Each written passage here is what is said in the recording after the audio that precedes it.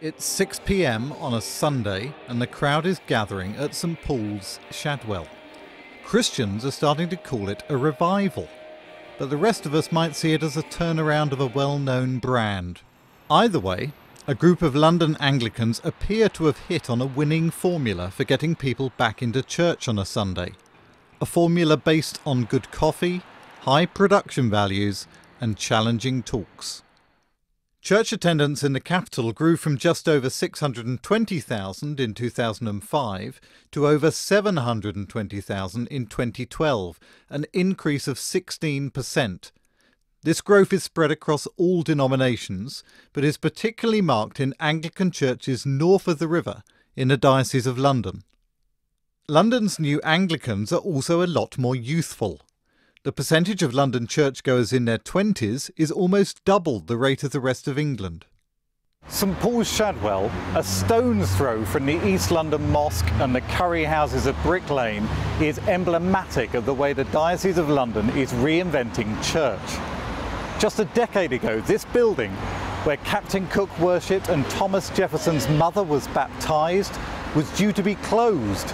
Its congregation of just 12 elderly people was literally dying. Rick Thorpe, a former marketing executive at consumer products business Unilever, changed the church's fate. He started an additional Sunday morning service, made talks available as downloads, and introduced an informal evening service aimed at young people working in the city. In just a few years, membership at St Paul's Shadwell has swelled to 350, making it the fastest growing Anglican church in England and Wales. The new things that we're doing in order to connect with people who are far away from the church are just beginning to ask the questions that they're asking, but also to step into their shoes and ask the question, why have they turned away from the church?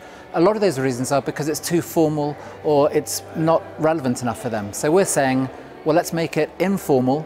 Let's address the kind of questions, the everyday questions that people are asking. We want to serve fantastic food and refreshments, the kind of thing that you go to the city for.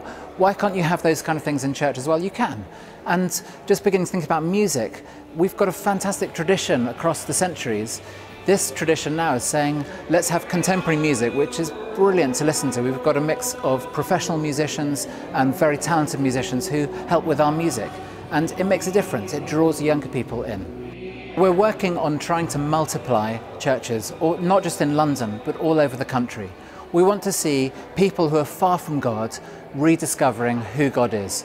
And the best way they can do that is by finding a church which they can relate to. Much of the growth of London's churches is being resourced by Holy Trinity Brompton, a so-called mega-church, which regularly attracts crowds of up to 5,000 people to its services each Sunday.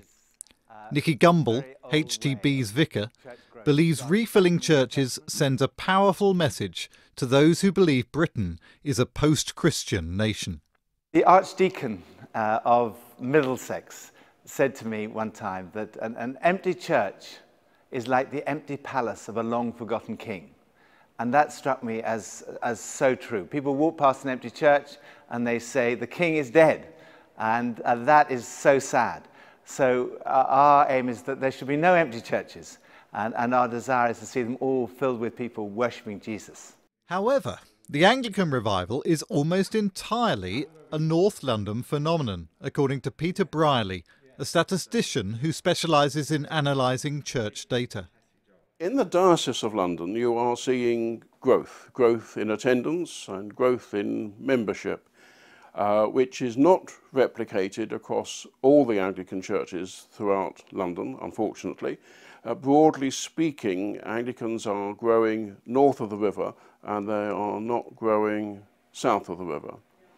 As a whole, London churches are growing, whereas in the country of England as a whole, churches are declining.